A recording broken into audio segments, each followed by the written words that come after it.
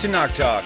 I am your host, William Hall, broadcasting live out of Kingsland, Texas, USA, with another episode of Let's Get Biblical Q&A with Rabbi Tovia Singer, episode 96. Welcome back to the show, Rabbi, and welcome all of you viewers out there. Thank you for tuning in. How you doing, Rabbi? I am doing good. Good. Recovered Yes. from crazy jet lag. Oh, right. U.S. to Jakarta. That's insane. Crazy. Insane. So you used to travel, when you used to travel from New York, for example, to Israel, you're That's talking nothing. That's a joke. That's like 7 hours, right? 7 hours variance? No, it's 10. It depends if you're going east or west. So how is 12 10 or 11 hours? So how's 12 hours any different then? Are you insane? I'm totally serious. Coming back was 30 hours of traveling. Okay. It's essentially, it's one 12-hour flight and one 13-hour flight with whatever in between, literally. Okay. This would blow your mind away, this flight. So I miscalculated. I kind of went back to New York and then from there. But anyways, the point is the jet lag is a killer because it's 12 hours. It really wiped me out for a thing. I mean, I'll be going to Israel leading a tour in in 3 weeks. That's Israel. That's only 16 hours of traveling. Right. Or so. So 3 weeks, 3 weeks now, and then also, of course, we've got the Walk the Tanakh Talk Israel tour coming up in 2018, probably March, April. Is that what you're thinking? Yeah, Okay. March, April. Very excited about that. Also have another tour coming up, and that's with my friend Jono and Ross Nickel. Nice. No, he's a great guy. He's number one. It's really an amazing team, and we're going to be. It's a November. It's a November tour that's coming up, and there are seats left on that tour. This tour is done, but the next tour with Jono is you can still sign up with it, and just go on truth2u.org, and it's there. And then with God's help, we'll be doing another tour in kind of March in the spring. In very early spring in 2018, God willing. So nice. It's really nice, tour Israel. That's great. That's really cool. Imagine if we had to do a tour, touring Ohio. Mm-hmm. I'd kill myself. Here's Cleveland, yeah, right. Ohio. And now we're going to Akron, Ohio, where they make tires. Take a look, give a look over here. And now we're going to Cincinnati, and now we're going to pass away. So I'm very glad that we're not touring Ohio or Youngstown, Pennsylvania, but touring Jerusalem, the real Jerusalem, not because there are a few cities there are Bethlehems in the United States. Mm-hmm. There are 5 cities called Shiloh. Those are the fake ones. We're doing the real thing. Nice. So that's very exciting. So the trip that we're doing in March, April, how long is that? A 7-day or 10-day, 5-day? No, it's going to be I think a 9-day tour. 9-day, okay, gotcha. And it's just traveling through scriptures, traveling through the Holy Land. Nice. If you're interested in snorkeling, this is not the tour for you. If you're interested in seeing things in Jerusalem, walking where the prophets preached, and seeing the places where the patriarchs were buried and lived and so on, and Hebron, you do want to join us. If you want to see where Gideon sent thousands of men to drink from a stream to come up with just a few that would be worthy of defeating the Midianites, you'll join us. If you want to be at Mount Carmel, where Elijah the prophet defeated the priests of Baal, you're going to want to join us. If you're interested in soccer, This is not the right. That's right. Right. That's it. It's all about Scripture. And then every night, in fact, we'll do some shows from the Torah. But every night we do a Bible, Bible studies and so on. So it's really very exciting. Nice. And I'm looking forward to that. That'll be awesome. Yeah. All right. Oh, well, yeah. Well, so I guess we're ready to kick off the show. I'm gonna. The phone lines are open, by the way. 855-95. Hold on 1 second. Login failed. Let me do that again. Hang on.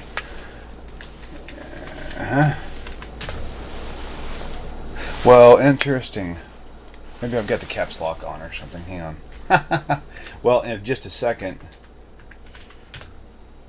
we're going to go ahead and play a sound bite, and then I'll figure out this. In fact, I'll do that now, so you can start, and I'll figure out the login situation in just a moment. So here's a sound. Here's a sound clip for a question that's out there right now. Okay, let me play this out. Hi, Rabbi. I have a question. Why did Samuel not want a king? Well, that's pretty cut and dry. So do you want to... I'm not really sure what his motive for asking that was. Maybe that would help with the context of the question. But I guess there is a lot of interesting things about it. Yeah, sure. That's a good question. Okay. Yeah, go ahead and take it away. The question is, why in the book of 1 Samuel, when the nation turns to the prophet and asks for a king, why was Samuel so displeased with their request? And essentially had to turn to God, and God instructed Samuel to listen, to heed the call of the nation for a king. And the reason this question, I'm going to strengthen his question, because in fact, if you go to the book of Deuteronomy, chapter 17, verse 15, the Torah literally says that if the nation will ask for a king, so you should give them a king from among your brethren, and so on and so forth. So it actually is in the Torah that you'll have a king, and in fact, there's much more there. So why was there such a reluctance on the part of Samuel, who was... I was going to say was one of the greatest prophets, but he really was. He was a giant. And he, in contrast to other periods in Jewish history, he really stood out. Let's say in the days of Isaiah, so there was Hosea, there was Micah, there was Amos. The days of Shmuel, there really was, as Scripture tells us, there was a dearth of prophets. So he had the nation's attention and complete respect and obedience. And so why was he so dissatisfied with the choice they made? And this is a very, very good question. And the answer is you have to look carefully at what the exact request is. We're going to try to make sense out of all this. So the nation asked Samuel, you'll find this in 1 Samuel chapter 8, where the nation turns to Samuel and says that we want a king like the other nations around us who also have a king. That means we want a king. They didn't say to him, we want a king because we want to get closer to God. They didn't say we want a king because, if we had someone like David, who wrote the book of Psalms, it would bring us into a deeper, more intimate connection with the Almighty. They said they want to be like the Goyim. We want a king because we want to be like the nations of the world. Now this was very, very troubling to Samuel. You want to be like the Goyim, like the nations of the world? This is very interesting. So the question is, what's going on here? Because that actually, if you go back to Deuteronomy, that's what the text says. The nation will say, we want a king like the other nations of the world. What bothered Samuel? And because the Jews were doing what essentially the text said they would do, and then we have a commandment to have a king. So what's going on here? I mean, why is a king important? And why was Samuel reading this differently than the Almighty was? And Samuel, of course, was a holy man of God. He was an extraordinary individual. So this is really interesting. So when the Jewish people, if you go back to Deuteronomy chapter 17, verse 15, it really says there that when the Jews will enter the land and you'll conquer the nations about you, then you'll have a king. Then the nation will ask for a king, and then you should give them one. But then it tells us what kind of king. It's not a democracy. It's not like in the United States they had this crazy election in November. But no, the Almighty himself is going to choose exactly who this king is. It's going to be an absolute theocracy, and this king has to live up to extraordinary standards. He has to even keep a Sefer Torah with him all the time. He's not allowed to take for himself many wives and acquire for himself much wealth and so on. He has to be a person of God that the Almighty will choose. And in fact, the Almighty did choose Saul. It was not Samuel that did, and the same thing would happen for Saul's predecessor, King David, whom Samuel was guided to choose by the Almighty. So here's the interesting thing. So watch this. This is really very, very sweet, and I'm very grateful for this question. If the Jewish people ask for a king because they want to be closer to God, in a sense they don't need a king that badly. Why? Because that means that they want to be closer to God.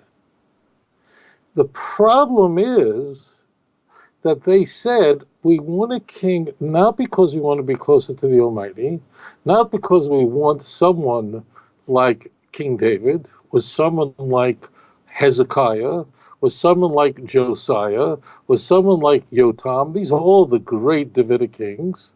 They're saying we want to imitate the ways of the nations around us. Now, watch this. If the nation is not spiritually up to par, meaning that the reason they're requesting a king is that they want to be like the Goyim, we want to imitate the ways of the nations around us who were all wicked, what do they need? They need medicine. That means they need a doctor, and they need a doctor to treat them. So the antidote for a nation that is in a lot of trouble, that wants to imitate the ways of the nation, is find a king who really is a holy man. And you go later on in First Kings, in First Samuel, see there that you must follow what he says, and he has to be a man of God, and you must heed what he says to you. So the king in this case, if you watch carefully, it's not that the Jews are going, we need a king. I like to be like the other nations. Okay, give it to them. What's happening is Samuel, of course, feels bad because there's only one God and they should only have one king, and have a human king was certainly not something that he was looking forward to. He's aware of the text, but they're saying, give us a king like the Goyim? What do you mean you want a king like the nations of the world? And again, we say the nations of the world here, we're not talking about Canada. I mean, a nice country, I think.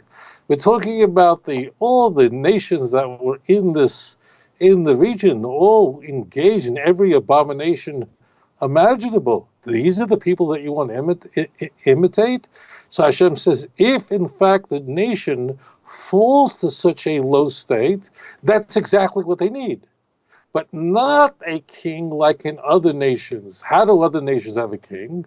Because you have a warrior who destroys another empire, because you have a Nebuchadnezzar that destroys the previous empire and now builds a Babylonian empire, or you have an Alexander the Great that defeats the Persians, or there's some coup. No, it's the one that God will choose, who will be among your brethren, and it'll be someone whose heart is with the Lord.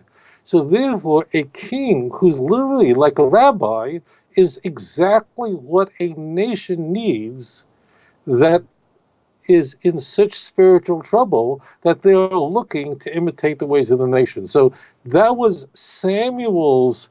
Samuel is very easy to understand. One other point I just should place in here, the book of Judges, and Samuel essentially is the last of the judges. The book of Judges essentially is there to explain to us why we need a king. If you could take almost any book in Scripture and say, why is this book here?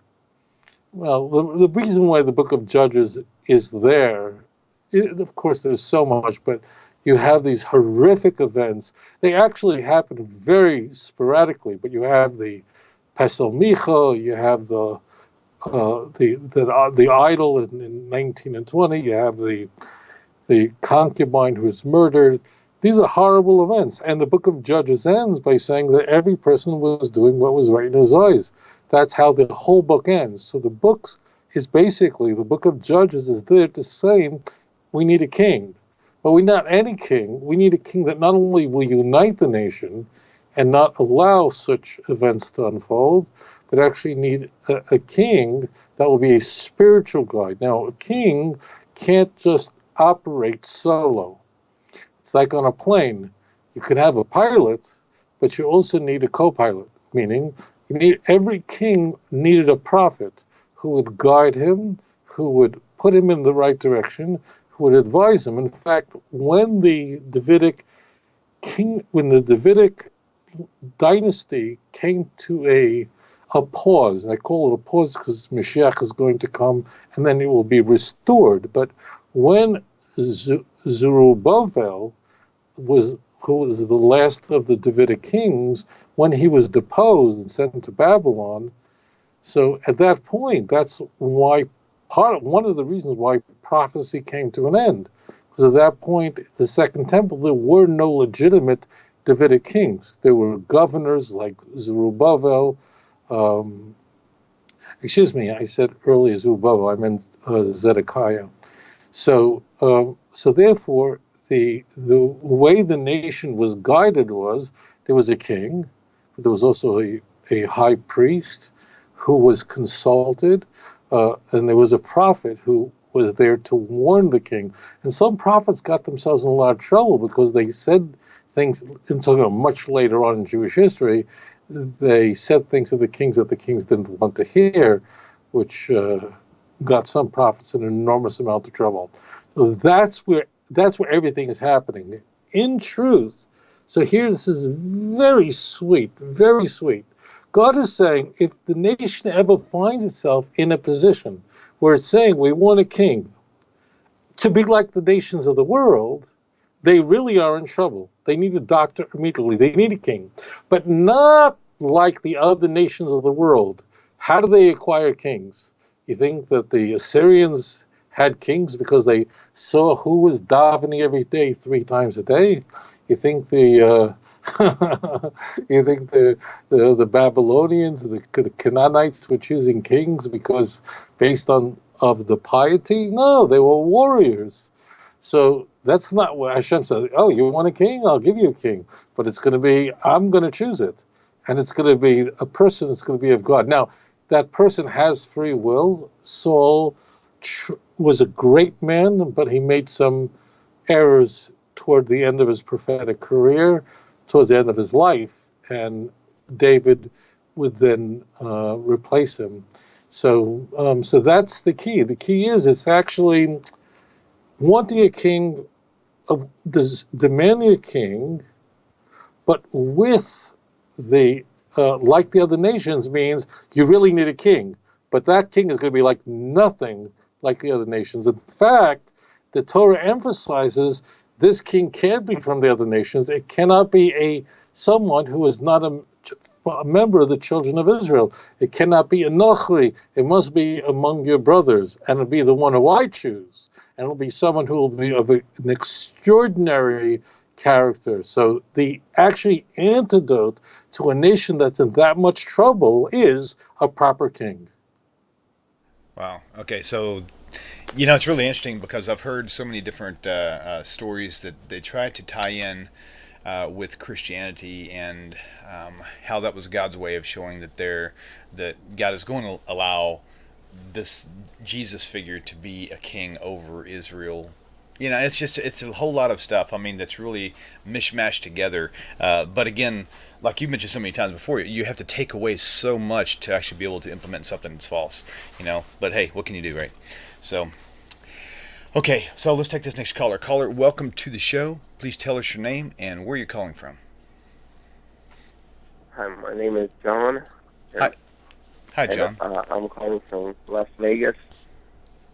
Very good. Welcome to the show. What's the question for Rabbi? Very spiritual city. The question I have for the rabbi is, I could hear my echo really bad, but I'll try putting the phone away. Just talk. Okay. The question I have for the rabbi is, I want him to explain Genesis before the flood. I thought angels didn't have free will. How come those angels had it? Okay, so are you talking about what Genesis chapter 6? What chapter are you referring to? So what chapter, John, of Genesis are you referring to? I'm the one where the angels came down and had relationships with the women, and Good they one. had kids. That's actually that's a really cool point. I never actually connected that together. I've always heard angels don't have free will either, but if so, then how did they pull off this whole? If they were actually angels, that's what we're going to find out. Yeah, because I thought that God didn't want them to do that, and if they didn't have free will, how come they were able to do that? That's cool. Okay, let's disconnect, and you can tune in for your answer. Okay. Okay. Thank you very much. Hey, you're welcome. Thank you, John. Shalom. Bye. That's actually kind of a cool question. All right, have fun with that one. No, this isn't difficult because the key is the answer is very simple, and that is there's nowhere in Genesis chapter 6 verse 2 where we are told that these were angels. In fact, they're not angels. If they were angels, how are they sleeping with human beings? Moreover, if they're angels, if you just think about this for a moment, if they were angels, right? So then what is Genesis 6? Let's back up for a moment. Genesis 6 is conveying to us how the world had sunk so low, with the exception of Noah and his immediate family, and why there needs to be a flood, and essentially beginning the world again with Noah and his family, 8 people on a boat, on this ark.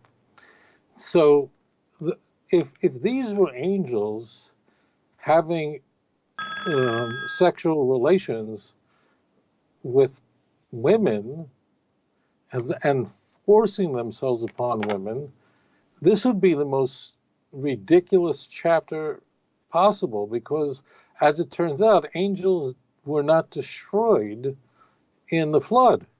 So why is God beating everybody else up if they were angels? So the reason, unfortunately, some translations render it as angels.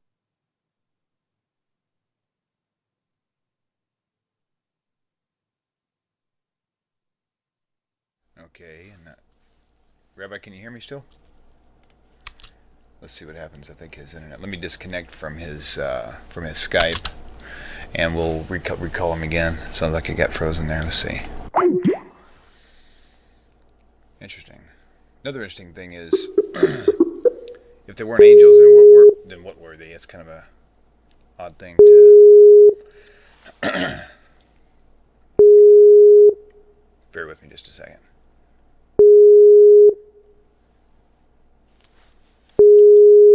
Okay, we'll wait for him to call back because that means his internet definitely just crashed or something.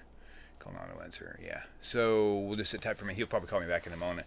If his internet is messed up, he'll probably reboot his computer and then call back. So we'll sit tight. But yeah, so that's been something that's always been a curiosity of mine too, and I know probably all of you guys is when the sons of God, and the daughters of men. It's like, what does that mean? I'm hoping he'll actually address that for sure. The only other thing I thought of maybe the sons of God really was referring to those who were just dedicated to serving God, and the daughters of men were just the daughters of the worldly people. And then I don't know. But then they get this whole thing about how they were the heroes of old and all this other stuff. That'd be kind of cool. We'll wait one more second here. While we're waiting for him to call me back, might as well put this out there for you guys, for those who don't know. So if you don't have these already, that's the wrong one. Then there it is right there. So I'll just put this on screen for just a minute. So basically, the 2-volume book set that you see on screen, there's also a little pack there of DVDs. CD, 24-pack CD that's no longer available, at least for now. He may make them available again sometime soon. Not really sure. But until then, you can actually get all the contents of those 24-pack CDs. You can get them on his website, outreachjudaism.org. And so if you have the books and you want to read along, basically what you'll turn to whatever chapter, and whatever title is on that chapter, then that's the actual title you're going to look for in the MP3s. And by doing so, you're going to be listening to, you'll be reading the whole entire chapter or the segment, and then you'll have Rabbi Singer telling you, explaining it more in detail than what's actually on the pages. So anyway, so there's a place if you want to download all of the podcasts, like all together, it's like all 24, whatever it includes. There's a place you can do like a donation of any amount, which actually I did that myself. I kind of went on, and because I lost the downloads I had, and so I re-downloaded them again, but instead of doing them one at a time, I just did like all of them as a big bundle, and it worked out really good. So I put like $20 in there for it, but it was worth every penny. So listen to him on the road, listen to him at home, whatever the case may be. So let me see if that's him trying to reach me through another avenue. I'm going to call him back again and see what happens. If he doesn't call back, then that just simply means that that may mean that his internet just completely crashed and we may not be able to get him back. Let's see what happens.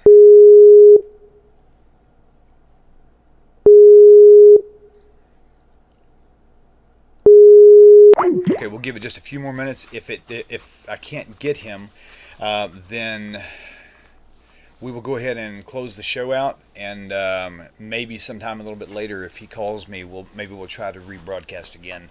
But for all those who are interested in going on the Walk the TORAH Talk Israel tour with Rabbi Singer and I, that'll be, like we mentioned earlier, be happening sometime around March, April, before it gets hot, of course. And the prices, I think right now, there's no way to know what the price is going to be yet because we haven't actually booked anything or planned it yet. We're trying to put the feelers out to see if there's going to be enough people interested. But they're thinking it's, like Rabbi said, a 9-day trip, not 7. And $2,200 is going to be the basic cost, and that does not include your flight, but it does include everything else. So once you land in Israel, you don't pay for anything. The tips, food, whatever. I mean, I guess if you want to buy some souvenirs, that's on you. But for the most part, everything, once you hit the ground, everything is paid for. So, and that will be, if you want to send me a message on Facebook, you can. And I'll add you to the interested list. Once we get the information set up, we'll probably have, Rabbi Singer will have another website set up like he does on everything, besttour.org, and it'll explain everything. And so, but until then, just kind of keep following along on the Facebook posts that I have. I actually made a document out of it so you can actually find it very easily, okay? Looks like I'm getting a message here. Hang on. Who's it from? Let's see.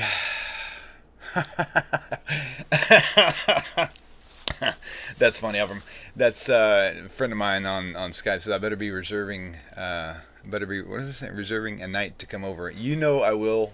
We're going to have a whole Wirecast thing anyway. I'm going to have to train you up on this stuff. So, okay, let's try Rabbi one more time. And if he doesn't answer, you know what? I'm going to go ahead and take this caller. That way, if he does connect. Caller, tell me your name, where you're calling from. Sorry, we're having some, I think Rabbi's internet may have just gone AWOL. So, if you want to tell me your name and where you're calling from and the question for him, I'll write it down. And okay. If you don't mind, sorry about the delay there and the echo. I'm sure. Yeah, my name is Ethan, and I'm calling from Dallas, Texas. Ethan from Dallas. Yeah, you've got my area code here, 325, or this general area anyway. Ethan, what is the question for Rabbi Singer? My question is with Yeshayahu 24. Okay, Isaiah 24. Where it says, behold, Hashem is emptying the land. Okay. You know, now what's that prophecy? Is it a prophecy for the future? Is it a prophecy that's already taken place? What exactly does that, what does it point to? Okay, so Isaiah 24:1. Okay, so you just want to know. Yeah, 1 all the way down to about 18, I think. Okay. Or future. Okay, that sounds good. Well, let's go ahead and hang up, and we're going to give Rabbi a few more minutes to try to call in. And if he doesn't make it, we'll try to get your question on the next week's show, okay? All right, thank you. Okay, thank you, my friend. Okay, very good. If y'all want to call a few more times and buy him some more time, that'll be fine. Phone line's open. Let me put that number. I'll keep that number on the screen for now, and that way it can just remain there. And if you guys call in, I'll just call in, say hi, whatever, and that'll buy Rabbi a little bit more time. Past, present, or future. Okay, cool. And by the way, just to give you a little insight too on the phone lines, most of you know this already, some of you don't. If you call in and you go straight to voicemail, it's because someone else is actually is already on hold, and so leave a message. You may not be able to get back in depending on how many people are calling. Hey, Shalom, this is William. Please tell us your name and where you're calling from. Hey, William. I'm Michael Curtis. How you doing, sir? Michael Curtis, pleasure. How are you today? I'm doing good, man. I got a question you're going to love. Okay. It's I enrolled in conversion classes with Rabbi Kaufman. Okay, gotcha. And one of the things both the rabbis have talked about, but never really distinguished enough that I know you're going to be interested in too, is how does the afterlife differ for an observant Jew versus a Noahide? Because they say things like, why many times it's like, why even go through the difficulties of conversion? Because as a Noahide, you fully share in the world to come. Right. But is it exactly the same? Right. You get where I'm coming from? I do. I totally got you. Yeah. In other words, is there more benefits? Is it going to be more divine for the Orthodox Jew than it will be to the Noahide who feels like a second-class citizen, basically? Exactly. And I don't want to put it like we shouldn't do it anyway. Like, our difference would be like, if I can do less and have less commitment and get as much reward, why wouldn't I? I'm not saying that. I just would like to know the differences. Right, gotcha.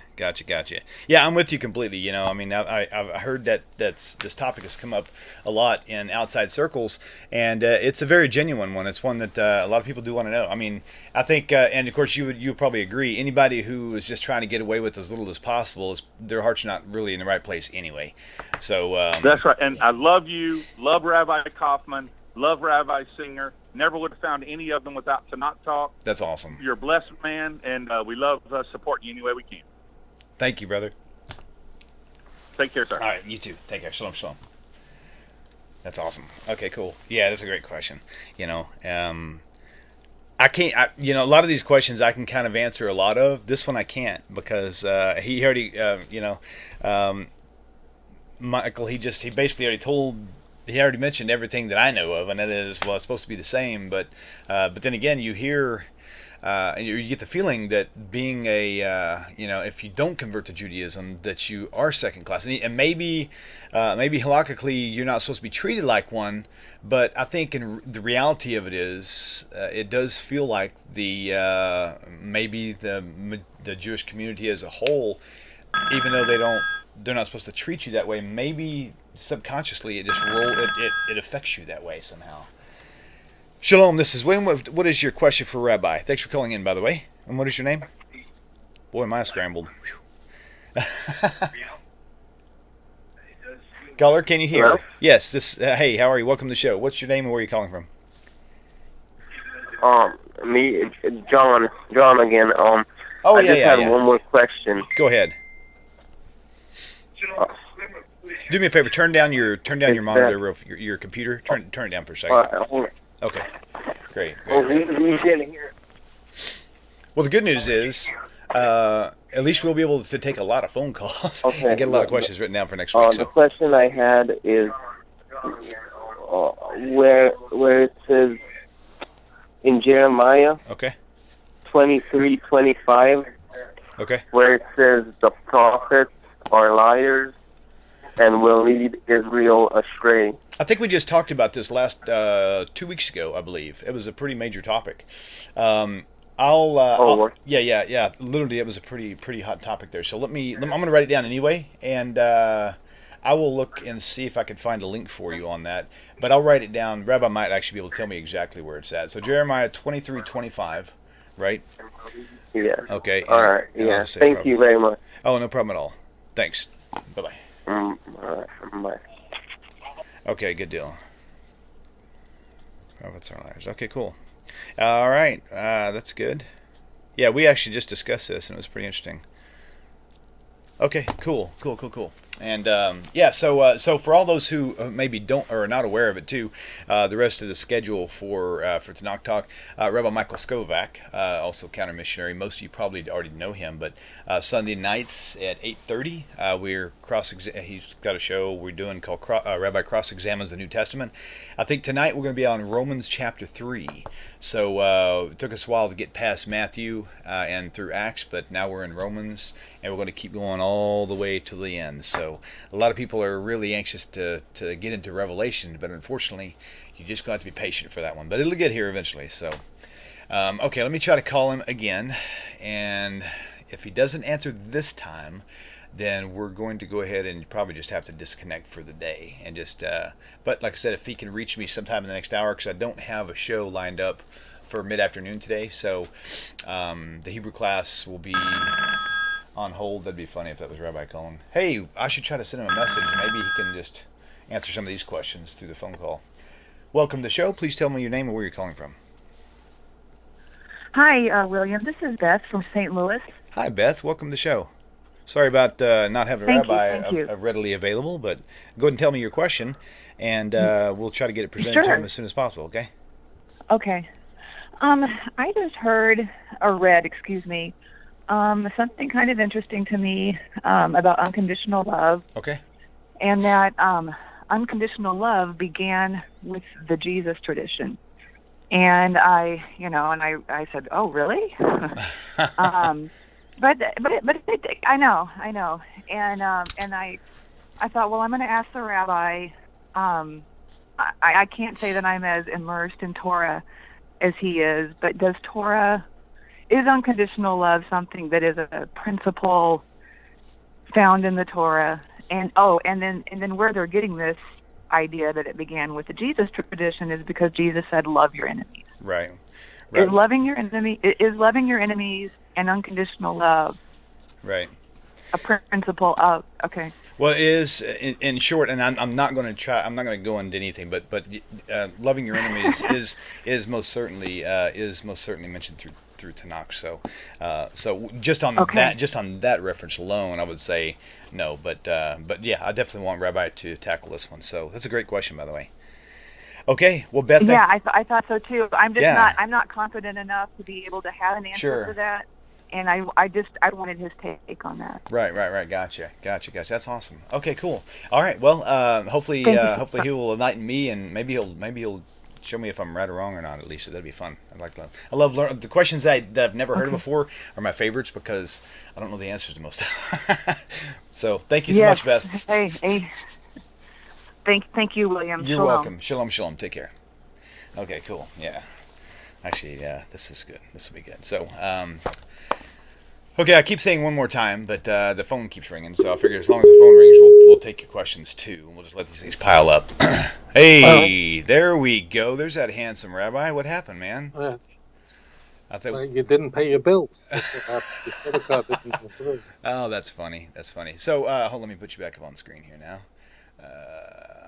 Take this off and put this one on. There we go. Okay, cool. Yeah, it actually you got it completely froze, and then I tried to call you like 8 times and it wouldn't go through for some reason. So glad to have you back. Glad to have you back. Okay, now I'm going to read off some questions. Again, this is a live call-in show, so if the phone rings, Should I just finish off that last question? yeah, because I don't even know where you left off. I was so distracted by the freeze, it caught me off guard. Go right ahead. All right, so let me just do this. Okay. What is very difficult for people is that they're relying on translations, and I use the word translation in quotation marks. A translation, by definition, is man-made, and if you're relying on translations, you're in a lot of trouble for more reasons than you think. That is that the Tanakh uses conventions, linguistic conventions that we would never use today. So just as a point, people of power, mighty people, are called B'nai Elohim, or for example, you see in the book of Psalm, chapter 29, Havo Lashem B'nai Elim, which means the sons of the mighty, powerful people. What happens in Genesis chapter 6 is you have people who are basically princes, people of enormous power, and they use that power, Scripture tells us, in order to exploit women who were weak, who were unable to defend themselves, and they essentially rape them and force them to have their children. The reason why all these translations create problems is there is a reason for it. And that is, today, in the 21st century, we don't talk this way. Today, if we call something is God, then it's not human. It's not, there's God and then there's everything else. But the word Elohim or Al, or all those roots, for instance, you have famously in the book of Exodus, you have chapter 21 that if there's a problem, you have a slave who wants to stay. So it says you should bring him to the judges who will pierce his ear.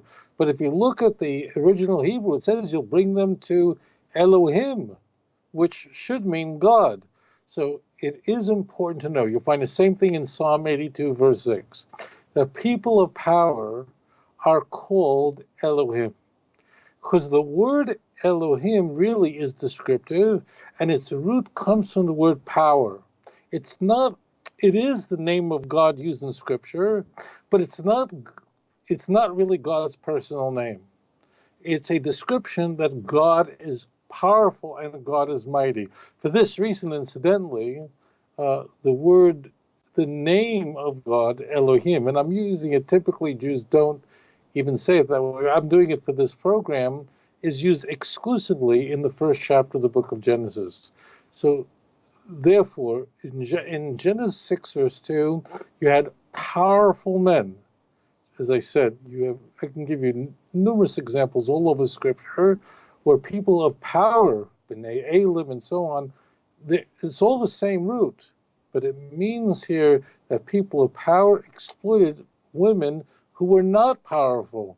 And this is a problem that we see going on to this day. And this was one of the contributing sins that brought about the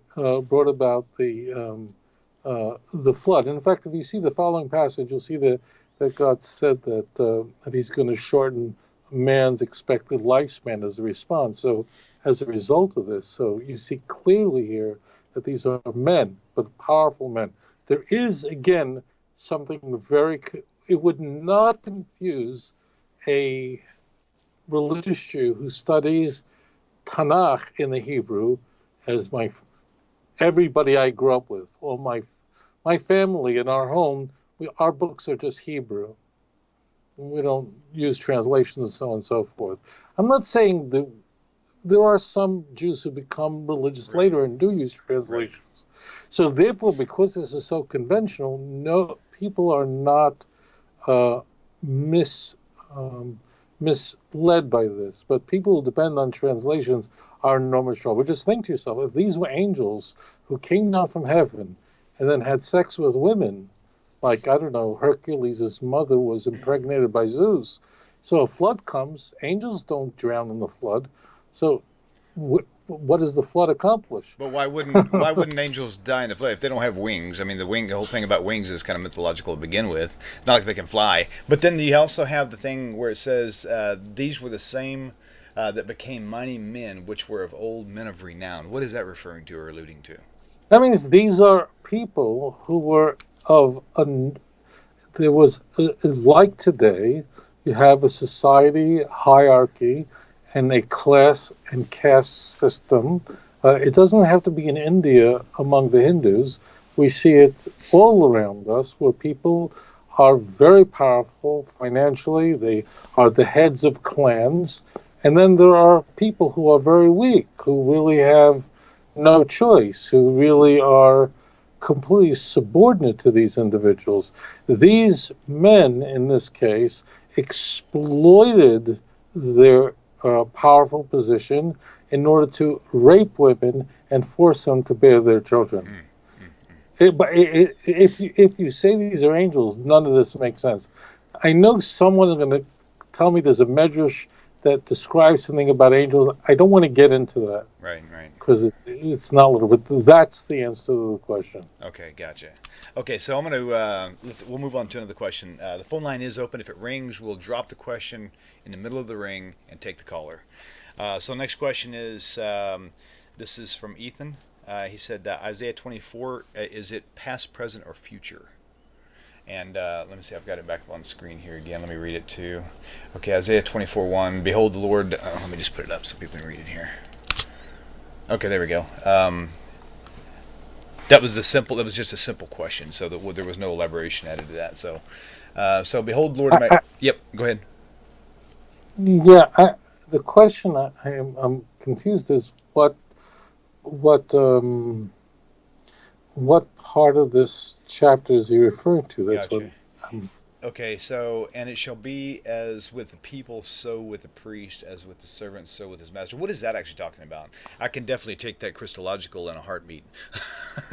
Because Paul said there's no Jew, no Gentile, no male nor female. So that probably was not what he was asking, but I'm just trying to give you more than what I was given. So let's take this caller, and we'll come back to it. All right. Caller, welcome to the show. Please tell us your name and where you're calling from.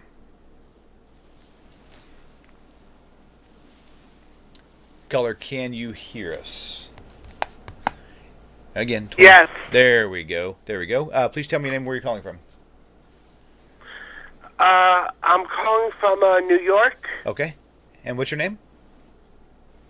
I don't want to say. That's okay. I just don't want to say. That is no problem at all. What is the question for Rabbi? I'm an Orthodox Jew, and I was wondering, and I've completed the Talmud 2 times, and the Tiferes Yisrael, and I'm going off to university very soon, and I know there's a lot of missionaries there, and yes, I've listened to what both Rabbi Singer and Rabbi Skobac have said, L'dal malo tomer apikorasis, to know what to say to a heretic. But I don't. But there's part of me that thinks that because the Tiferes Yisrael says that you can read the Greek scriptures, you can read the New Testament if you have a solid foundation in Torah, is that allowed or not? Okay. Rabbi, do you understand the question? Yes, of course. Okay, perfect. Perfect. Thank you, caller from New York. Let's hang up, and Rabbi will take your question, answer your question for you. Thanks. All right, go ahead. Phone lines are back open. If you call in, you'll be placed on hold. Be prepared to wait 10, 15, 20, 25 minutes, whatever it takes, okay? Sit tight. Rabbi? So, so here's the question. It says it's not in the Jewish scriptures. He's quoting a passage from what's called Pirkei Avos, chapter of Fathers, specifically chapter 2, the 14th. Rabbi Eliezer says there that a person, of course, should be deeply engaged in the study in Torah. And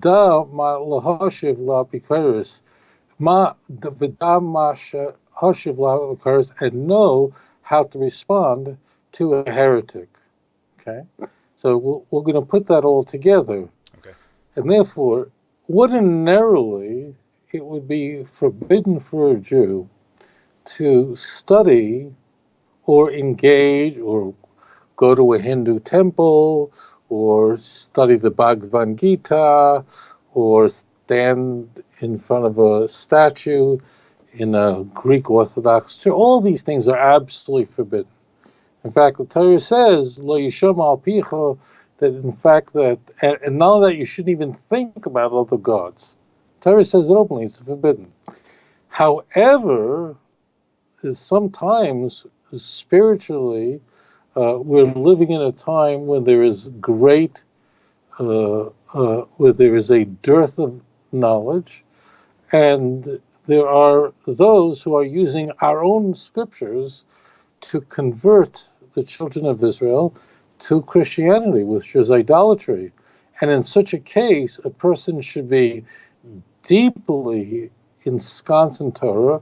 If a person is not completely immersed in Torah, so then a person will not be able to do this. You have to be completely devoted to learning Torah, and then you should know how to respond to the apikaris. The apikaris here is the heretic. There is actually a double meaning here, and that is, the Talmud tells us that if a heretic, someone who opposes the Jewish faith, uses the Jewish scriptures in order to persuade you to abandon your Jewish faith, you should know that the answer is always nearby, always. So therefore, it's there's a double meaning here, and that is, if you are well ensconced, familiar with the Jewish scriptures, then if a passage is presented to you by a heretic, you will know how to respond because you have an intimate familiarity with the text of the Torah. But it's important to know how to respond to the apikaris. And I will say this, that if you're on a university campus, I'll say this to all the young listeners, you're coming under pressures that you can't even imagine. You have no clue what's waiting for you. And there are, of course, missionaries that are they're not going to go to the University of Idaho. They're going to come to Queens College. They're going to go to Brooklyn College. They're going to go to SUNY Albany. They're going to go where the Jews are. And therefore, it is important to know how to respond to these missionaries. But know this. Notice what I do when I respond. I'm not holding I try to follow this, and this is the teaching of our sages. I don't simply say this is why a certain claim of the church is flawed. But what I do instead is I demonstrate what the text is actually referring to and seek to bring out the truth and the beauty of the Jewish faith. That means I'm not when I teach, I try my best to please God. I do it for the way Hashem would want me to. But I've always felt that it was vital to fill a person up with Torah while responding to their questions, their probing questions, and this is what draws them back to the God of Abraham, Isaac, and Jacob. Therefore, if you feel committed to help in summation, if you feel committed to bringing Jews who have converted to Christianity, return back to the Jewish faith, then you must study their material in order to effectively respond. If you're not familiar with what Christians believe, you're going to find yourself, your answers will be very inadequate. And especially, you're an Orthodox Jew. You describe yourself, you went through the Talmud, you've studied in yeshiva, so they're going to look at you and say, look, this rabbinical student can't even respond to the question. And it's simply because you may not be familiar with the arguments that missionaries use, that Christian missionaries use. So it is important to be able to do that, especially in the time that we're living now. Okay, very good, very good. Okay, we'll go ahead and take this next caller. Caller, please tell us your name and where you're calling from. Hey, William, this is Michael. Oh, yeah, I thought that number looked familiar. From Florida. How you doing? Hey, doing great, Mr. Curtis. Go ahead and tell Rabbi the question you had earlier. That was actually a great question. I've recently completed my first 3 months of conversion classes. And you really inspired me, Rabbi, tremendously. But I've really come to appreciate your comment about how someone doesn't have to convert in order to share in the afterlife.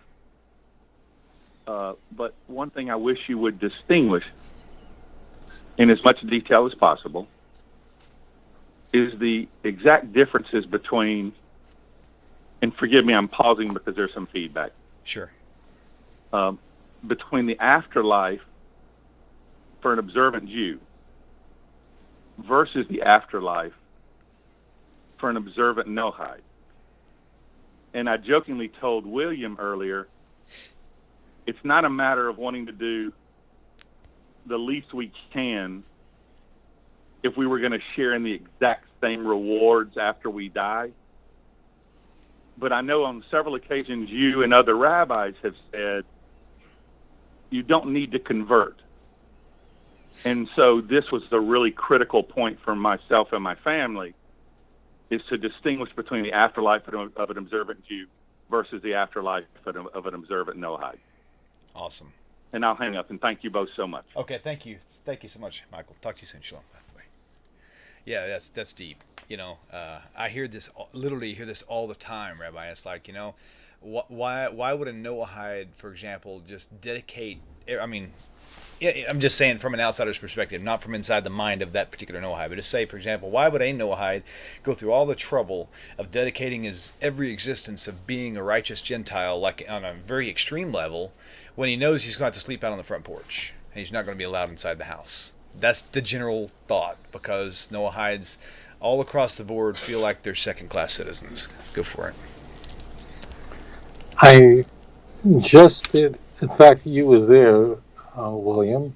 I just spoke in that was great. in Texas, and that was the very substance of my presentation. When I speak, I think... Internet's doing goofy things again. Let me see. Let's see if I can get him back here. Hang on. Yeah, he really did. It was a really good question presented at Nativ. If you're not familiar with it, nativ.net in Houston, Texas. It's a great Noahide community. Rod Reuven, David Bryant is the leader there. And Rabbi Singer was there for a couple days. Answered a lot of really good questions, and this was actually one of them. So let's see if I can answer here. Might go through. It looks like that.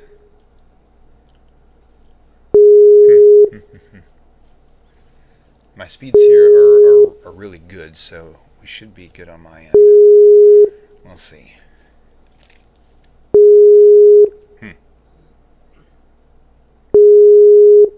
Let's try again here. Well, I guess we'll find out tonight with Rabbi Skobac. If we have the same issue, then it's going to be something on this end. But usually if the speeds are all right, there shouldn't be any problems here. So let me turn this down just a little bit. Okay, we're going to give him a few minutes like we did before. So if you guys want to call in with more questions, you can. The phone line's open. Jason Akers, if you don't mind, my brother, it seems like a lot of our callers are hearing an echo. They hear themselves echo. So maybe if you got some time today, if you don't mind, give me a call and we'll see if we can kind of troubleshoot and figure out why they're hearing an echo. I'd appreciate that. Tell your wife hello for me too, by the way. And let's see. Okay, so we'll just give it just a moment or so. Yeah, so there was a lot of good questions coming in. And let me try this again. Let me take this real quick. Hey, this is William. Please tell me your name, where you're calling from. Oh, this is William, Michael. this is Michael again, but I wanted to okay, clarify one small point. Okay, please. That'll be good. And that is, don't, even though the point about Noahides feeling like second-class citizens is a key issue, don't let my question be that. My question is specifically the afterlife differences. You got it. I'll make sure we clarify that. Thanks so much, buddy. You're very welcome. Thank you, sir. Bye-bye. Okay, yeah, good point. I'm glad you clarified that too. That's good. Okay, so I'm just going to kind of delete that last part. Okay, cool. All right, so, well, let's try one more time, and we'll see if he'll pick up. So, really not sure why we're having an issue with him today, so guess we'll find out in just a moment. But anyway, so also for all you viewers out there, we have a new website up. It's not new overall, but it's new in the past couple months. TORAHTalkNetwork.com. You can go there, and it's not a place just for my resources. It's a place for all the other people's resources. Like you can go to the website and you'll find Rabbi Singer and his own personal stuff that he's got going on. Rabbi Skobac, he's got his links to Outreach Judaism. It's kind of like a one-stop shop for anybody who's looking down this journey where they can find a lot of different people's resources. So, hey, welcome to the show. Please tell me your name, where you're calling from. Yes, good afternoon. My name is Afroz, calling from New Jersey, Yes, USA. sir. Yes, sir. Welcome back. How are you? Fine, thanks. What's the question, Rabbi? Do we have the Rabbi? No, it disconnected on him again. My guess is he must be having some serious internet issues there for some reason. So we're just going to stay online, take a few more calls, give him a chance to kind of reconfigure, and I'm going to call him back and see if he'll be able to answer. So if you want to present your question now, or you don't have to, and you can call back later. It's up to you. Yeah, I mean, I guess I can ask the question now. Okay, go ahead. Okay, so the question I have is about anti-Semitism, and what I understand from rabbis' teaching and other resources, that for the main source of the anti-Semitism for past 2,000 years was the Christian Bible. Okay. But the after the Enlightenment, when the religion becomes somewhat not that important, then after the Enlightenment, there were different theories where they put Jews and other people in a sort of lower category of human race and whatnot, such as the Wilhelm Marr and others. Okay. So I would like to know how much of these theories, these secular theories, played part in the anti-Semitism, the Holocaust of the 20th century. Okay, do me a favor, because I heard you clearly, but I don't understand your question completely, and I'm sure Rabbi probably will. If you want, let's keep an eye on the show. Try to call back in and ask him directly. That way he can ask you questions if he needs clarification on something. Would that be okay for us to do that? Is that all right? Yeah, that's fine. Okay. Basically, I want to know after the Enlightenment, the secular theories, the racist secular theories, how much role they played in the massacre, massacre and genocide and the Holocaust of the Jewish people. Okay. I'll call back. Okay, yeah, please do. Okay, thank you, sir. Thank you, Afroz. Shalom, shalom. Thank you. Okay, good deal. Let me try him again. Looks like he tried to call in, but then it disconnected. Let's see if he takes it this time. Yeah, there we go. Looks like it's connecting. All right. Okay. Okay. All right. So where did you get disconnected at? Everybody else probably knows but me.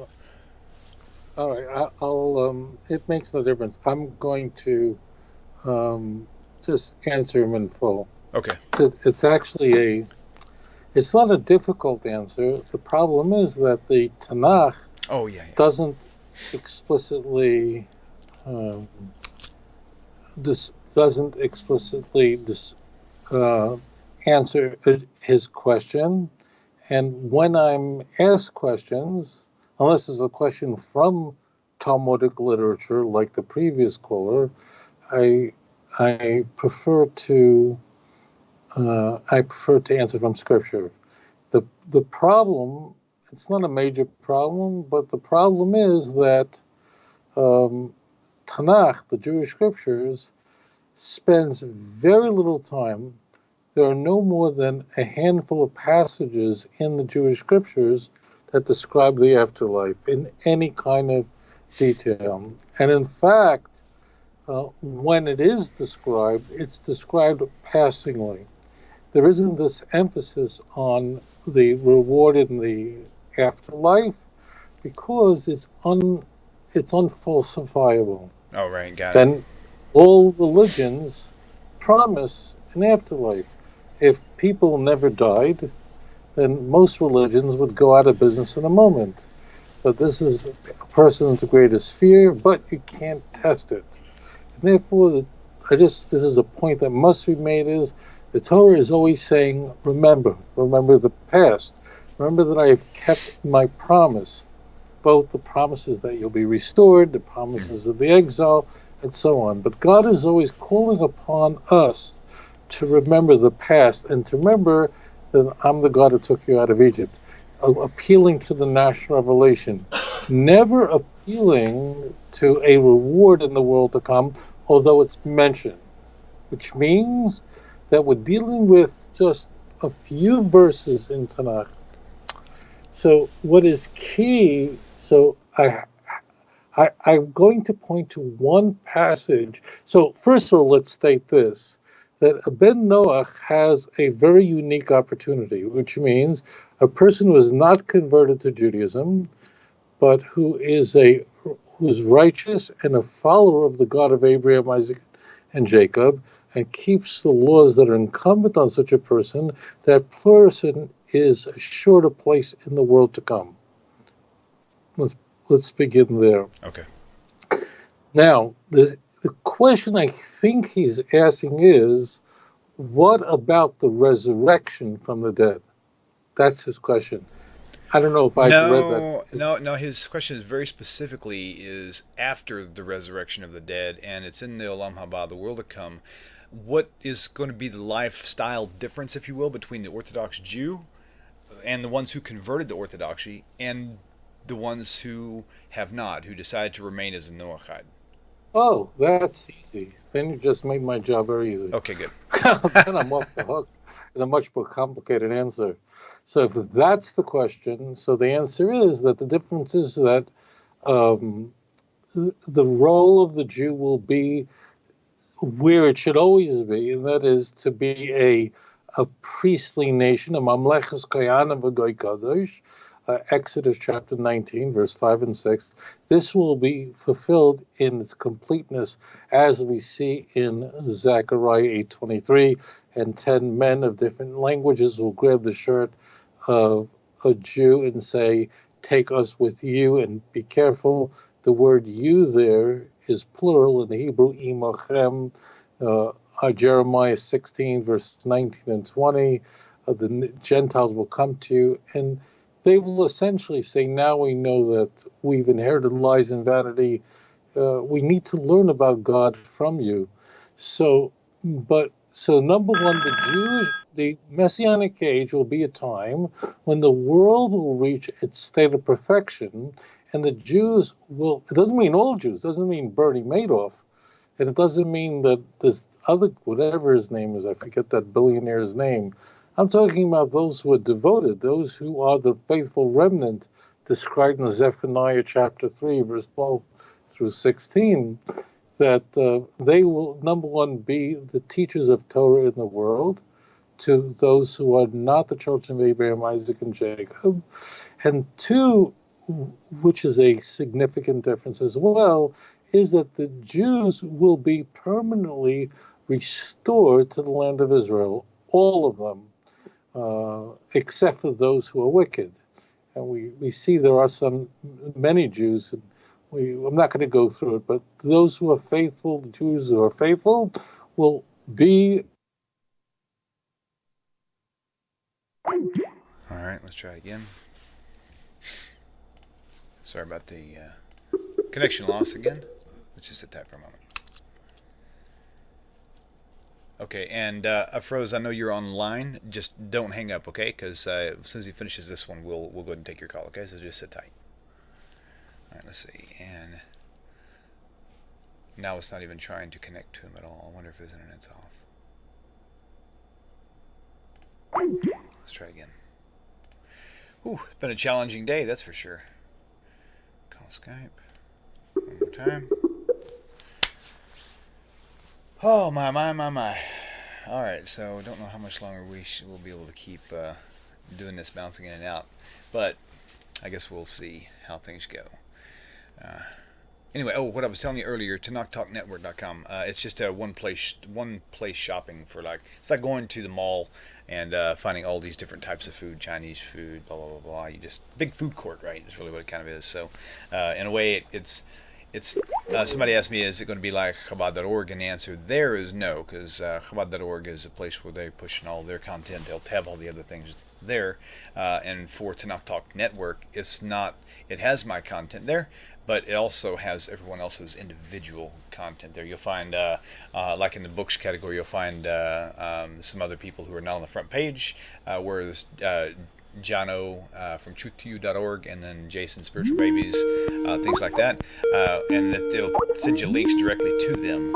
So, all right, I guess this could be our test for strike 3. Let's see how long we can hang on. Right. Actually, I answered the question already. Okay, all right, good deal. I'll just repeat this point very quickly. Okay, sure, go ahead. And that is that in the Messianic age, both the Jew and the Gentile have a place in the world to come if they're faithful, if they're righteous. The role of the Jew will be a light to the nations. The nations will come to the Jew and say, teach us about God, instead of now nations are coming to the Jew and trying to teach us about their gods. So that's number one. Number two is the geography, where people will live. The Jewish people will all be restored back to the Holy Land, as described in many places in Scripture, including Isaiah 43, verse 6, for example, where Hashem says, I will gather you even to the ends of the earth. Now, the nations of the world, it's not like they're going to stay in Romania. It's not like they're going to stay in Czechoslovakia or Miami. It's very clear that the nations will stream to Jerusalem, and they will Ki Mitzion Teitze Torah, because out of Zion will come forth the Torah, Devar Hashem Yerushalayim, and the word of God from Jerusalem. We see in the last passage of the book of Zechariah that the nations of the world and kings will bring sacrifices again in the final temple, in the Messianic temple. So, but the Jews will be restored back to the land of Israel, and the nations of the world will visit the land of Israel, will also bring their gold. You can read Isaiah 60 and 61 and so on, and they will want to do everything possible to contribute and sustain Jewish life in the Holy Land. Okay, so let me, because I know specifically what Michael is actually looking for through this question, and so the last thing you just said is what I want to zoom in on now for just a minute. So the Jewish people will live in Israel, and they'll be around all, is everything Israeli. They'll be inhabiting it. They'll be existing in it, and it'll be a daily thing for them. So you're saying for the Noahide, they will not be allowed to do that. No, B'nai Noach will be permitted to live in the land of Israel. Okay. As a Ger Toshav, but that will not be their indigenous place. At the end of the book of Ezekiel, very specifically, I encourage you to look at Ezekiel 46, but better actually 46 and 47. You see that the land of Israel is going to be divided up. These borders will make the United Nations very, very unhappy. But God promises that the Jewish people will be permanently restored back to the land, and God will gather them, as it Mm-hmm. And here we go again. We're not going to hang up just yet. I'm going to hang up, but I'm not going to close the show out because I want to get the rest of this answer in. It's happening more frequently though, so I'm not really sure how much further we can actually go. But so far, and this is what I'm going to ask him also to clarify, so that there is a difference. From what I'm seeing, it looks like a pretty big difference in the, I guess you could say, as Mr. Michael Curtis was saying, in the value of life for someone who converts to Judaism or is already Jewish and the one who is not. So you'll be allowed to be in the land. I guess if you make it to the land, I don't even know what that means, but if you do make it to the land, does that mean that you will be sharing in all of everything that the Jewish people do? Because ultimately the question is, is it a true statement that the Jew and the non-Jew alike who submit to Hashem, is their reward the same? That's kind of where we're headed with this question, I'm pretty sure. So we'll see if we can get something more pinpointed on that answer. So just bear with me just for a moment. I'm going to see if I can pull up Rabbi's website, because if I can, that'll be a good thing for y'all to be able to see. Actually, I think I can. I've got it slipping on the screen. That way I can kind of navigate you all. There's been people who have been messaging me who have said they've had problems locating the audio files. Where is my mouse? Oh, there it is. Okay. So they've had problems locating the podcasts. ORG, okay. And if I can actually show you exactly where to find them, it'll make your world a lot more fun. So let's see if I can pull this new shot here. There it is right there. Okay, so when you go to his website, outreachjudaism.org, if you'll look here on the top, let me get my mouse on the right screen again. Okay, so here you see, where does it say free audio? You know, it's really funny, it's not even displaying it right. But anyway, on the screen, you'll see a place that says free audio in that main bar across the top. When you click on it, okay, and then scroll down, you can see here all the playlist, okay? This is, each one of these are the different, let's see, hold on, is that it right there? Oh, no, the very first one here. Oh, yeah. So this very first one here, you'll see, I don't know why my mouse is displaying differently than where it is actually on the screen, so I apologize. But here, you'll notice that in the book, in both books, Volume 1 and 2, they will have the titles that correlate with these audio files, okay? So let me just go, if I can get my mouse to find it. Let's just go. As you know, there are many different just a little sound, Christian denominations, little sound clip sample for you.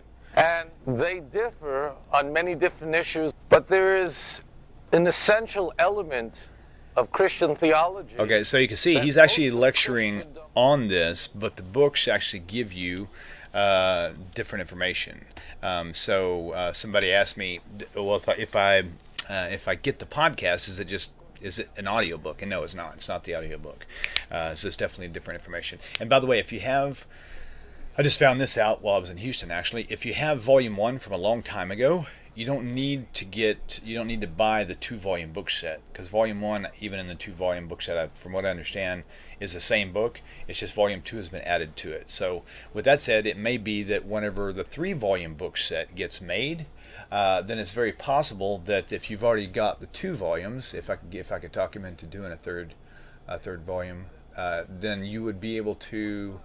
Wow, it's so difficult to find 3 screens on a mouse. Okay, then you would be able to just buy the 3rd volume when it comes out. So just keep that in mind. So, all right, we're gonna try one more time. At this point, we're kind of we're in 12:30 now. So let me just see if I can get a hold of him one more time, so we can at least close in that one question, and then we're probably gonna have to stop recording after this. Okay, I can see you and I can hear you. Good. Okay, Rabbi, just. Oh, sorry. I was playing a sound clip from your. Let me turn that down here in just a second. Okay. Do me a favor before we even continue. Run a speed test for me and tell me what your numbers are, because it seems like the drop or the freeze is happening more and more frequently as we go on. I will tell you that the indication for me is that a very strong signal. Okay. But what do I have to type in? Speedtest.net. And just select begin test or go, whatever it is, and tell me what those numbers are. So I was explaining to them about the 2-volume book set and how if you've got the volume 1, you can just simply buy volume 2, and you'll have basically a complete set. I'm guessing, is that correct? The volume 1 that you originally made, that is the volume 1. I'm sorry, the original the Q&A book that you have. Let's Get Biblical. Is that the same as volume 1 in the 2-book volume set, like word for word? No, not even remotely. Really? No, not even close. Then somebody in Houston, then they brought me a book because they were asking a question, and they brought me a book, and I compared the two, and they were like word for word. But then I got to thinking after I got back home, I got to thinking that maybe they showed me volume 1 and not the original book. I'm glad you clarified that. So, note to everyone, if you have volume 1, here's the speed test. It's ping 6ms, download 7.93. And what's the upload? Upload 0.97. That's going to be your problem right there. Yeah. Okay. Okay, let me just shut off, actually. Okay. All the browsers, and perhaps that's what we'll do that. Okay. Yeah, the upload, I think you got to have about 1.5 or better to actually have a fairly stable connection, I think. Jason could probably correct me on that if he's watching. But anyway, okay, so let's go ahead. Okay, I'm going to, right in the middle of you answering that last question, I was getting the impression that based on what you were saying, I would say if somebody told me, okay, in the afterlife, the life of an Orthodox Jew or a convert, and then the life of a Noahide, for their afterlife experience to be the same, their reward is the same, I would say based on what you said, that's false. Am I interpreting that right? Here's the problem. Okay. The term afterlife, or it can mean so many things. Okay. So what I'm going to do is we have to talk about, are we talking about life after death? Are we talking about those who will be alive when the Messiah comes, Jew and Gentile?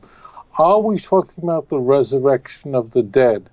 And so you're using a term, afterlife, or Olam Haba, the world to come, right, which is very generic and could be used to describe many different stages following the stage we're now. We're talking about people who die. We're talking about people who are alive when Mashiach comes. Let's say he'll come tomorrow. There'll be a distinction between Jew and Gentile. I need to know what stage we're referring to. Specifically, afterlife, in the resurrection. At that point. Not wait, whenever Messiah comes and everybody's still alive, and then... You want to... Can I just ask a question? Yes, and you please. just tell me... Because this is like too vague, and yes. I need to give you a specific... Perfect. Will non-Jews resurrect from the dead? Is that the answer you want? That's half of the question. The bigger half of the question is, when they do, and they are resurrected from the dead, will their reward in the Olam Haba be the same as an Orthodox Jew? Yes, of course. It'll be exactly the same. There won't be no difference. It will be the same, but the requirement is a little bit different for a non-Jew. Okay.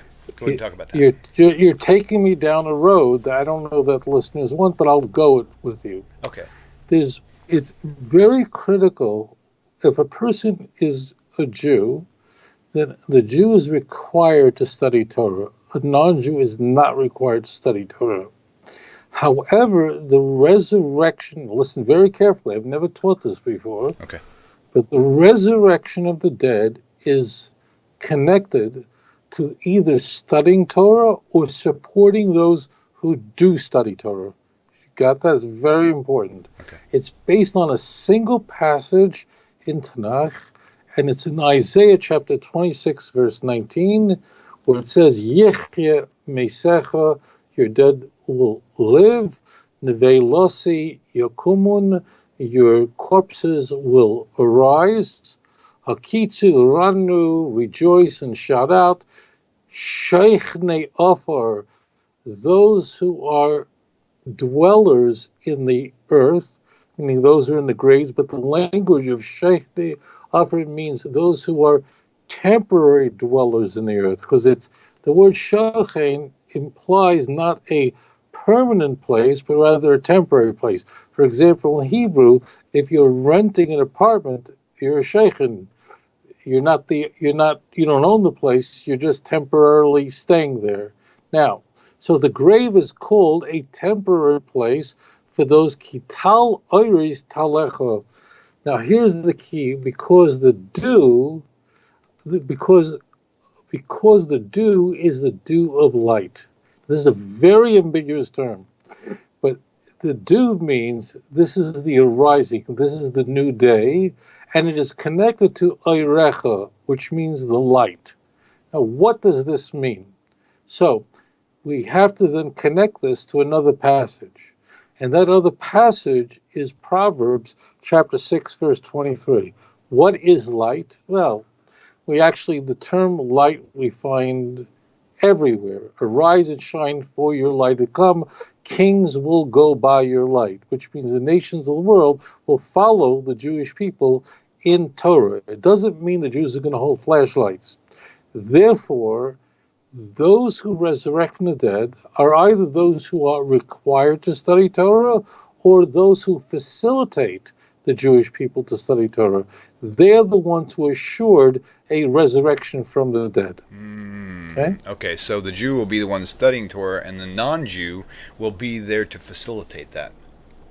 Right, now, non-Jews are required to study Torah that relates to the seven Noahide laws. Okay. Be aware of that. That means that how would a Noahide know the laws of damages, and all this applies to a non-Jew. But it's very important for a non-Jew who's a righteous, we call them a righteous Gentile, even though the word Gentile is not a Jewish word, it's a Latin word. But I'm just going to use it because it's conventional. Sure. And that is that if a person is a righteous Gentile, they should do everything possible to support and nourish the study of Torah among the Jewish people. And in turn, what happens is that the Jewish people, if they are engaged in the study of Torah, they will then be able to be a light to the nations and pour out and be a source, a shefa, of pouring out onto the non-Jews. So the key of the resurrection for anyone is that you must be engaged in the study of Torah or supporting others who are learning Torah. It's based on this passage. Okay, wonderful. Thank you for going into greater detail on that. I did, of course, again, you have to take a text, take it apart, connect to another text, because the text is very ambiguous, and the Talmud explains in great depth. Okay, great. Okay. All right, we're going to take this next caller. This is Afroz from New Jersey. Afroz, welcome back. Thanks for being patient, and thanks for calling back with your question, too. Go ahead and talk to Rabbi.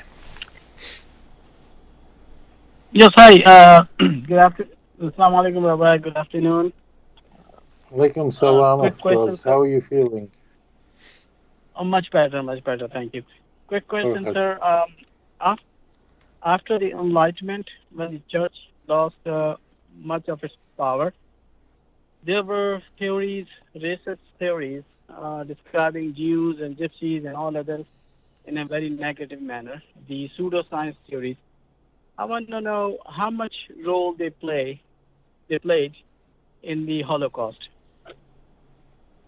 Thank you. So I just apologize. No, don't get off, because I did not understand your question. What role did what play in the Holocaust? Pseudoscience? I'm not sure. Yes, Could you there were theories. There were theories describing Jews to be some kind of lower form of in human race, and so these kind of pseudoscientific theories, did they play any role in the Holocaust in Europe? And you mentioned Wilhelm Marr also, or Wilhelm Marr, whatever his name was, earlier, Afroz. Yes.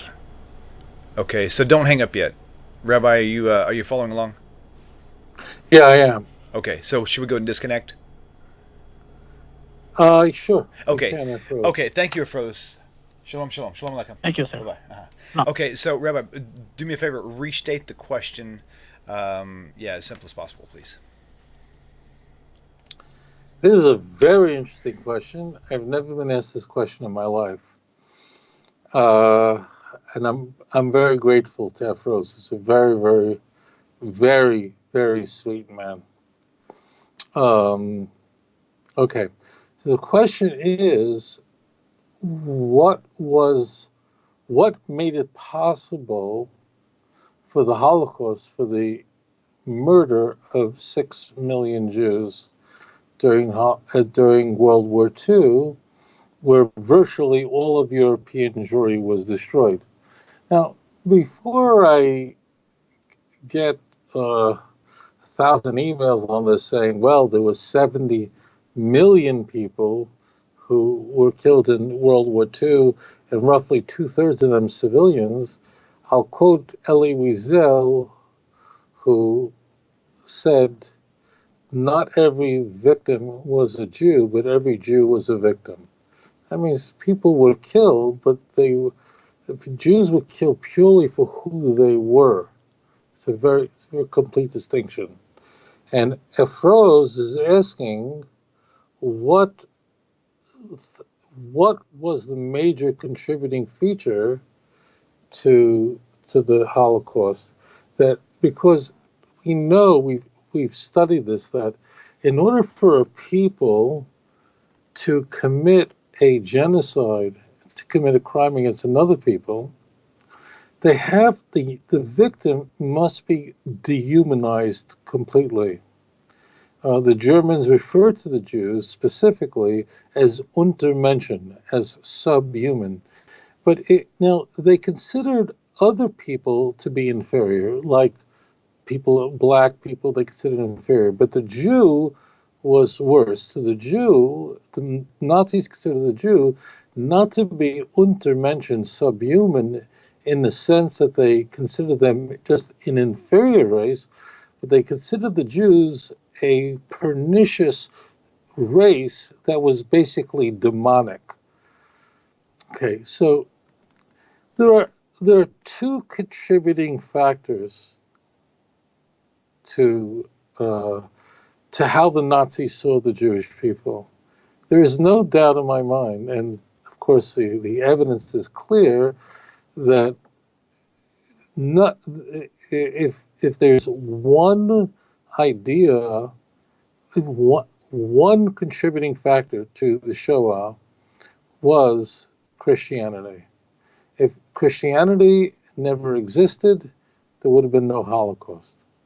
And in fact, Streicher and others, they were quoting left and right from Luther, and Luther, a German theologian, and one of perhaps the most important figure in the Reformation, and his vicious attacks on the Jews.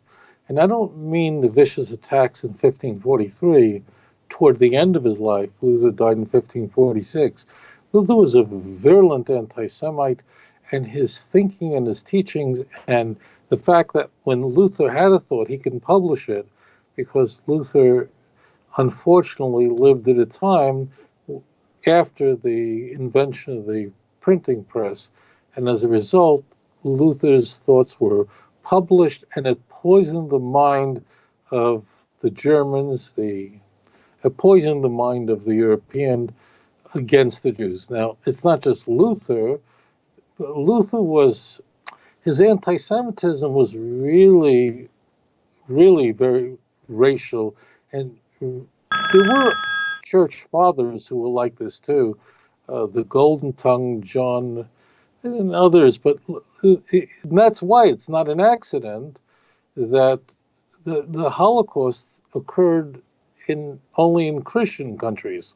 In fact, the yeshiva I attended, the Mir Yeshiva, was saved by the Japanese, who were allies of the Nazis, The Mir Yeshiva, a lot written about this, not all of it, but much of this rabbinical school was able to flee to occupy China and then make their way to Japan, and were safe in Japan till the end of World War II. And this is astonishing, because the Japanese were a very prominent member of the Axis. They were allies of the Nazis. So, and the Nazis were infuriated by the fact that the Japanese would harbor the very Jews, people like me, the very Jews that they wanted to send to Auschwitz. But Japan was not a Christian country at the time. Japan had it was an emperor worship and some Taoism. I'm not going to go into it, but it wasn't Christianity. And therefore, they really just didn't understand anti-Semitism. So therefore, there can be no greater contributing factor to the Shoah than Christian teachings.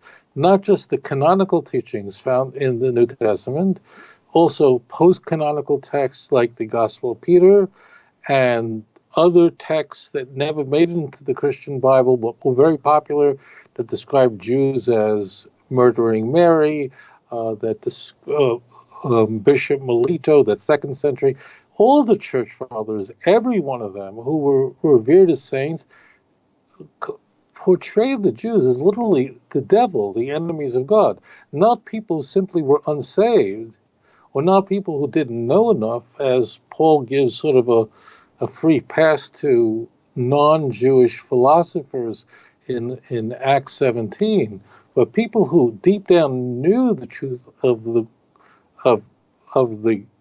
gospel and the cross, but rejected it anyways. I mean, the Jews were absolutely demonic. John 8:44. And this was very, very real to Christians in Europe. And there's something so powerful about Christian anti-Semitism is that even if you have Christians that are not particularly devout in going to church weekly, the anti-Semitism sticks. That portrayal of the Jew stays there.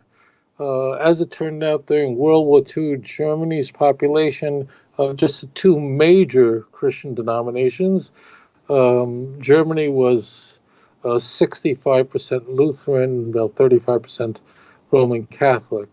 A considerable number of the Roman Catholic Church were members of a disproportionate number were members of the SS, according to historian Paul Johnson. But there was another contributing factor, and this is really wild, and that is a man who, his name was Otto Winninger. Otto Winninger was, believe it or not, he was born in 1880. He was an Austrian philosopher. He was an absolute genius. And he was a Jew. And he is considered the quintessential self-hating Jew. He despised the Jew in him. But he was a genius. He was out of his mind, but he was brilliant. And he committed suicide. He was only, I think, 22, 23 years old. And he so despised himself, the Jew in him, that he converted to Christianity to, in some way, eradicate the Jew in him. I'll get to his theory, his social theory in a moment. And ultimately, he still could not escape the Jew in him. And he ultimately committed suicide. He actually blew his brains out. But he was an absolute genius. He was writing very advanced works, philosophical works. He died at 22, 23. I think he died in October of 1903. The works that are germane here, believe it or not, is that he came up with the idea that this is an oversimplification, but that the world could be divided into two. Interesting. Okay, cool. Well, let's just sit tight again and see what happens. I'm going to hang up. He's definitely having interesting issues there. So, yeah. So we'll just see. We'll give it one shot. It's getting close to the time. It's actually about 10 minutes away from 2 hours anyway. So I'm gonna give him one more call, and if it doesn't work, then we'll go ahead and close the show, and then we'll just plan on seeing you guys next week. There were some good questions that were called in earlier, and I'd hate for them to get overlooked. But keep in mind, this is a live call-in show, so the only time we can ask questions whenever someone sends an email or a text. Or even leaving a message. It's only if we don't have any live callers. So that's going to be the general rule there. So, all right. Yeah, it's not connecting at all.